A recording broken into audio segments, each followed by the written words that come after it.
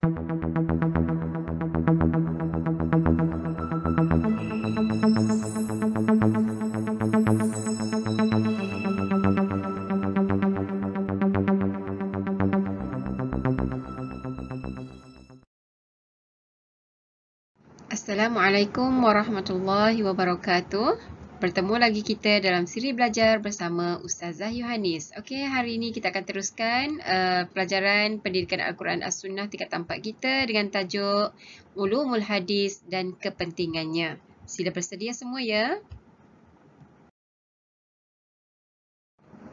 Baik, siapa pernah dengar perkataan Ulumul Hadis? Okey, mesti kamu tertanya-tanya kan, apa itu maksud Ulumul Hadis? Jom kita tengok.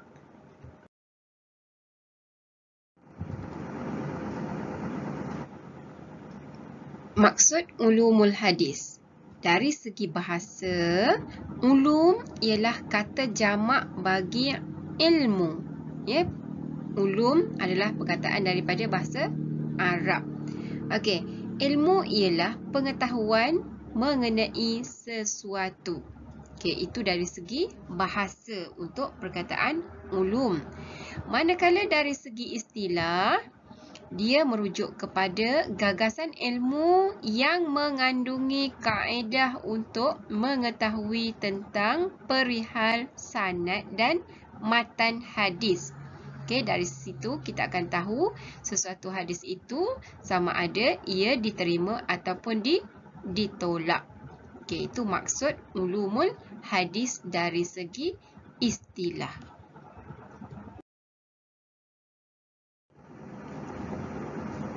Seterusnya, mari kita lihat maksud hadis. Okey, tadi ulumul hadis. Sekarang kita lihat maksud hadis. Okey, dari segi bahasa ya, bahasa. Perkataan hadis adalah daripada perkataan bahasa Arab. Okey, hadisun bermaksud baharu. Okey, baharu. Hadis juga memberi maksud percakapan ataupun perbualan. Okey, itu maksud hadis, perkataan hadisun dalam konteks bahasa Arab. Okey, maksud hadis dari segi istilah pula, dia merujuk kepada perkataan, percakapan, perkhabaran, perbuatan, takrir ataupun sifat yang disandarkan kepada Nabi Muhammad sallallahu alaihi wasallam. Itu yang dimaksudkan dengan hadis. Okey, hadis iaitu segala perkataan, percakapan, perkhabaran, perbuatan, takrir ataupun sifat yang disandarkan kepada Nabi Muhammad sallallahu alaihi wasallam. Okey, seterusnya Ustazah akan terangkan maksud hadis tadi ya. Okey, maksud hadis dari segi istilah tadi dengan lebih lanjut lagi, iaitu yang pertama kita lihat apa maksud perkataan. Okey, perkataan Nabi ni maksud dia setiap percakapan ataupun perbualan baginda sallallahu alaihi wasallam tidak kira dalam apa jua bentuk, sama ada merupakan perintah, larangan ataupun pernyataan. Okey, maksudnya apa sahaja yang diucapkan, okey, yang diperkatakan oleh baginda sallallahu alaihi wasallam. Itu yang dimaksudkan dengan perkataan. Okey, ataupun dikatakan sebagai hadis aqwal. Okey, hadis aqwal. Okey, bagaimana nak kenal hadis itu adalah hadis aqwal?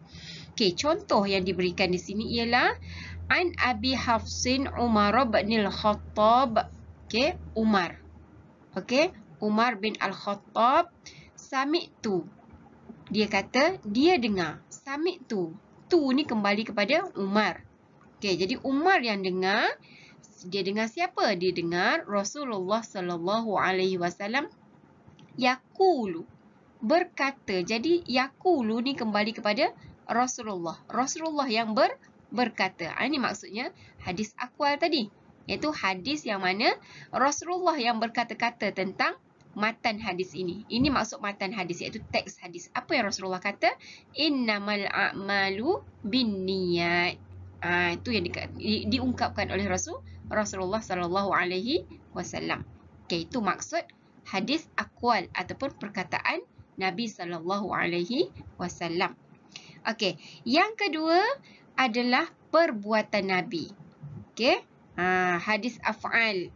Okey, maksudnya setiap perilaku dan gerak-geri Rasulullah sallallahu alaihi wasallam meliputi cara beribadah, cara beraktiviti dalam kehidupan seharian, hubungan kekeluargaan, etika bermasyarakat, cara berakhlak dan lain-lain.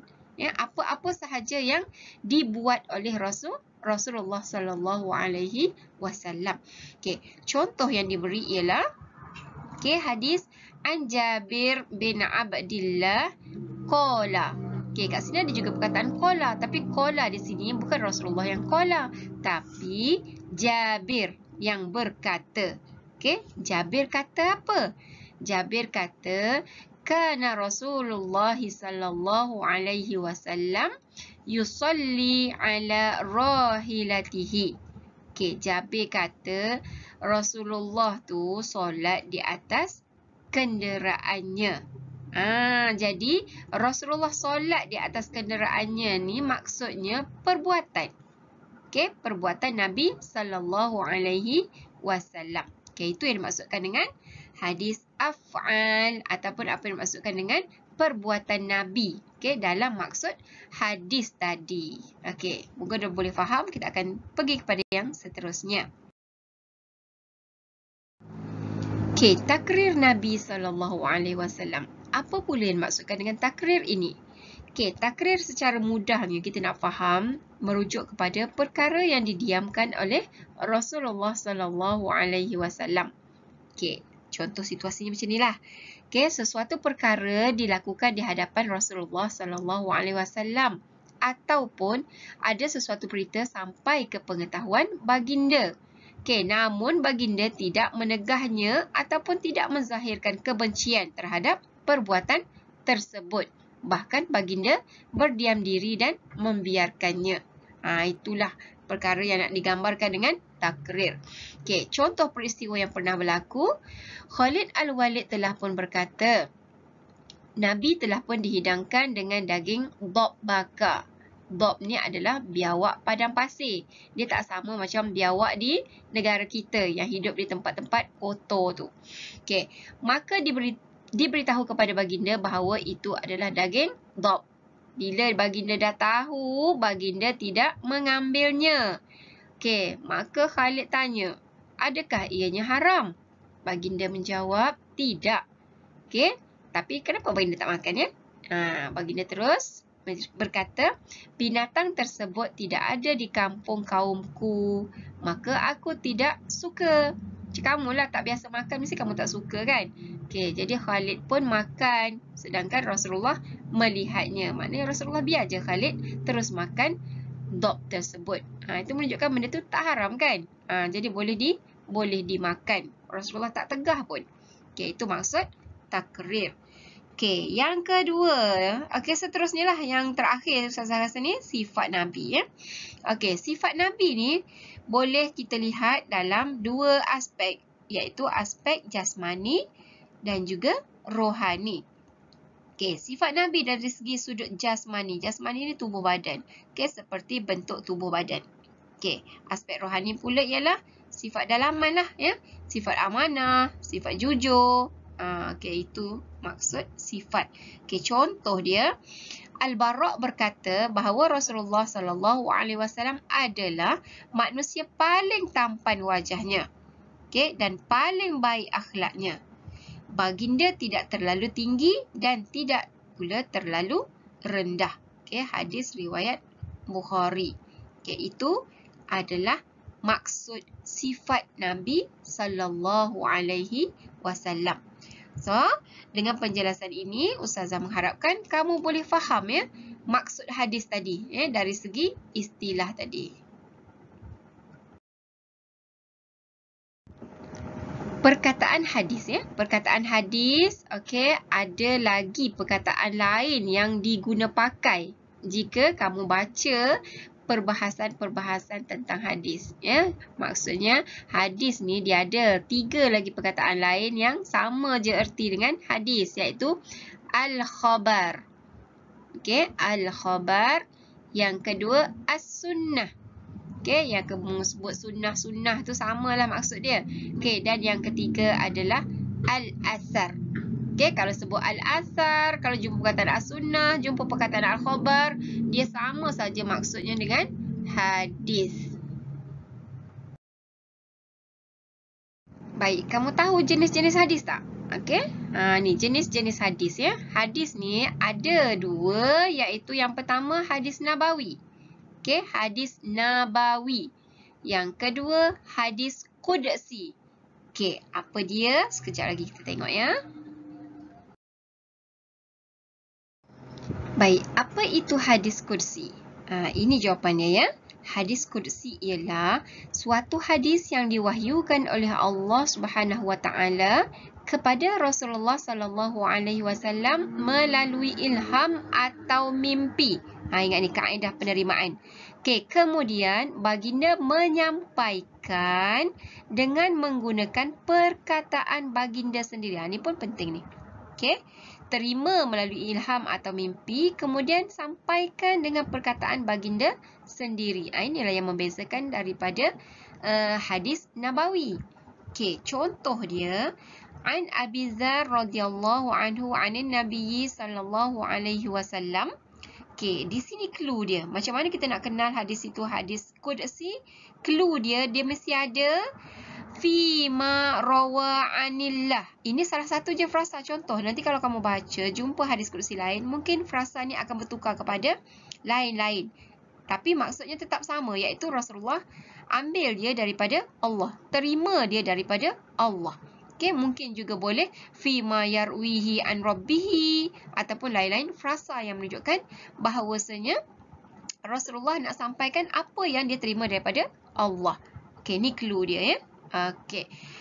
Annahu qala. Ni annahu qala. Apa? Dia kata, ya ibadi inni haramtu zulma ala nafsi, sehingga akhir hadis. Okey, yang penting dekat sini kita bukan nak baca apa maksud hadis ni. Tapi yang penting ialah kita nak kenal bagaimana yang dimaksudkan dengan hadis qudsi. Okey, jadi hadis qudsi ni dia akan ada clue dia. Okey, penerimaan hadis itu daripada Allah. Okey, jadi kamu akan dapat kenal beza di antara hadis qudsi dengan hadis nabawi. Okey.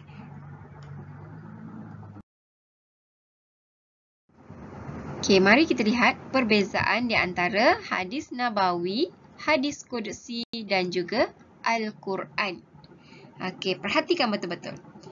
Aspek perbezaan yang pertama, mari kita lihat dari aspek makna dan lafaz ya. Okey, hadis qudsi makna dia daripada Allah, manakala lafaznya adalah daripada Rasulullah. Ingat balik apa yang kita belajar tentang hadis qudsi tadi? Okey, Rasulullah terima kan daripada Allah, kemudian baginda ungkapkan dengan lafaz daripada baginda sendiri. Inilah maksud dia. Okey, makna Rasulullah terima daripada Allah melalui ilham tadi ataupun mimpi tadi, dan lafaznya adalah baginda sendiri yang ungkapkan, sampaikan kepada manusia. Okey. Seterusnya hadis nabawi. Okey, hadis nabawi ni adalah hadis Nabi. Maknanya apa yang diungkapkan oleh Rasulullah sallallahu alaihi wasallam. Okey, tengok dekat sini. Makna dan lafaznya adalah daripada Rasulullah sallallahu alaihi wasallam. Maknanya dua-dua ni adalah daripada Rasulullah sallallahu alaihi wasallam. Beza dengan tadi, makna daripada Allah, lafaz daripada Rasulullah. Okey, ni beza di antara hadis qudsi dengan hadis nabawi. Okey, berbeza juga dengan Al-Quran. Okey, Al-Quran makna dan lafaz adalah daripada Allah. Okey, totally 100% daripada Allah. Okey, jadi dia berbeza dengan hadis nabawi, juga berbeza dengan hadis qudsi, walaupun penerimaannya adalah daripada Allah. Okey, cuba perhatikan betul-betul, kamu akan nampak perbezaan di antara ketiga-tiganya. Okey, dari segi nisbah. Nisbah ni maknanya lafaz yang digunakan untuk menunjukkan dia diterima daripada siapa. Kan? Okey. Contohnya hadis qudsi di sini dinisbahkan kepada Rasulullah sallallahu alaihi wasallam dengan lafaz Qala Rasulullah sallallahu alaihi wasallam. Ni lafaz yang Ustazah kata ni, yang berlainan daripada yang kita tengok tadi.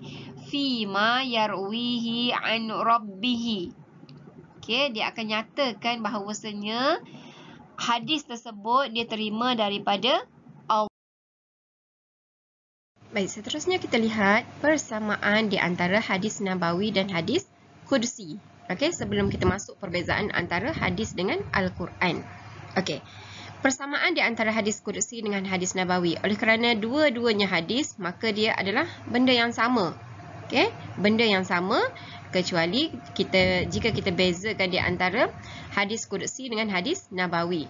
Jadi, persamaan di antara hadis qudsi dengan hadis nabawi ni ialah dari segi periwayatan, kedua-duanya adalah diriwayatkan secara mutawatir dan ahad. Okey, mutawatir ni beramai-ramai.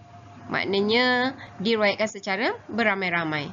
Yang ini hadis yang diriwayatkan secara seorang perawi ataupun dua orang ataupun tiga orang. Ya? Okey, nanti kamu akan belajar tajuk hadis mutawatir dan ahad ni, jangan risau ya. Okey, dari segi status.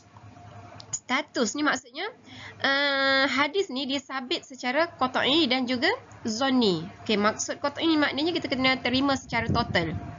Terima secara mutlak. Terima, memang kena terima, tak boleh nak tolak-tolak. Okey, zonni ni pula ada ketikanya kita boleh orang kata apa? Perbahaskan dia. Okey, mungkin ada soalan yang hendak dikemukakan di situ. Okey, dari aspek kemukjizatan. Hadis ni dia tidak mempunyai unsur mukjizat. Okey, dia tidak dikatakan sebagai mukjizat. Okey, dari segi adabnya pula, kedua-dua hadis ini boleh disentuh dalam keadaan berhadas. Okey, dia berbeza dengan Al-Quran. Mari kita lihat perbezaan di antara hadis dengan Al-Quran pula. Okey, jika hadis diriwayatkan secara mutawatir dan ahad, Al-Quran diriwayatkan secara mutawatir sahaja. Okey, dia tidak ada periwayatan secara ahad. Okey, dari segi status, Al-Quran dia sabit secara qat'i sahaja. Maknanya kita kena terima secara total, 100% kena terima. Okey, berbanding dengan hadis ada qat'i dan ada zonni. Okey, dari segi kemukjizatan. Tadi kita kata hadis bukan mukjizat. Okey, manakala Al-Quran merupakan mukjizat Rasulullah sallallahu alaihi wasallam yang agung. Okey, yang ini dimaksudkan dengan mukjizat maknawi. Okey, maknanya kalau kita baca dalam Al-Quran kandungan apa yang terkandung dalam Al-Quran, itulah yang dimaksudkan dengan kemukjizatan Al-Quran. Okey, dari segi adab. Kalau hadis dia tak perlu ambil wuduk. Okey, dibenarkan tidak berwuduk untuk membaca menyentuh hadis ni. Tetapi Al-Quran dia hanya boleh disentuh dalam keadaan suci daripada hadas. Okey, itu yang dimaksudkan dengan perbezaan di antara hadis dengan Al-Quran. Mengikut aspek-aspek ini. Okey, mudah-mudahan kamu boleh faham dan boleh ingat. Mudah saja ya. Okey, seterusnya kita pergi. Okey, ini dia. Kita pergi kepada slide seterusnya yang akan membincangkan tentang hadis sebagai sumber hukum kedua dalam Islam. Okey, ingat. Hadis adalah sumber hukum kedua dalam Islam. Yang pertama, apa dia? Al-Quran. Okey, apakah dalil-dalil yang menyokong fakta ini? Okey, yang pertamanya kita lihat dalil daripada Al-Quran. Okey, daripada surah An-Nisa ayat 59. Ya ayyuhallazina amanu ati'ullaha wa ati'ur rasula wa ulil amri minkum. Okey, maksudnya wahai orang-orang yang beriman, taatlah kamu kepada Allah, taatlah kamu kepada Rasul, dan hendaklah kamu juga taat kepada pemimpin-pemimpin di kalangan kamu. Okey, tengok di sini ya. Okey, jadi maknanya di sini perintah daripada Allah. Allah perintahkan kita taat kepada Allah, taat kepada Rasul. Jadi hadis ni disampaikan oleh Rasul. Jadi kena taat dua-dua. Ya, itu maksudnya.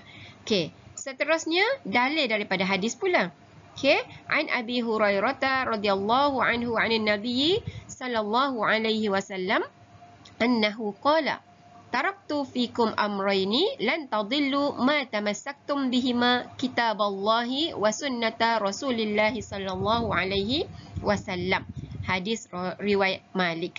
Okey, maksudnya di sini hadis Rasulullah. Okey, Nabi kata apa?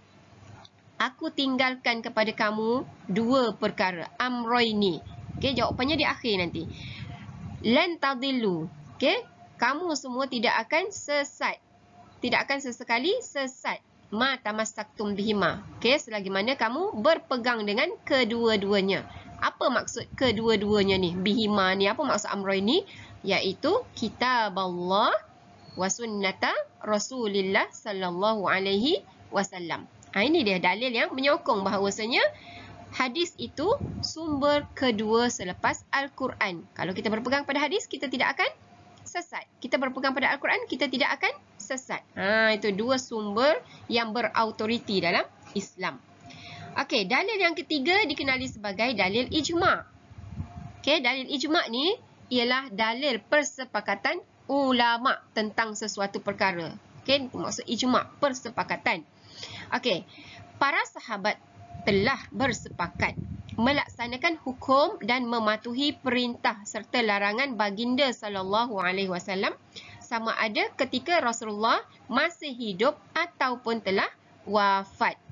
Okey, generasi tabi'in dan tabi'in tidak mengingkari hal sedemikian. Maknanya mereka semua sepakat. Okey, para ulama telah pun bersepakat. Ini dimaksudkan dengan dalil ijma'. Bersepakat tentang apa? Tentang mematuhi segala perintah daripada Rasulullah sallallahu alaihi wasallam. Okey, itu dia ya.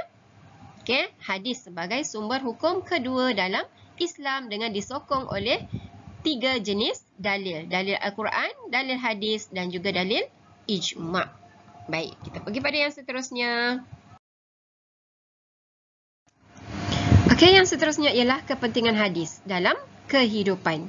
Okey, di sini Ustazah bawakan 4 lah ya. 4 untuk menghuraikan bahagian ini. Okey, yang pertama, hadis adalah penerang kepada Al-Quran.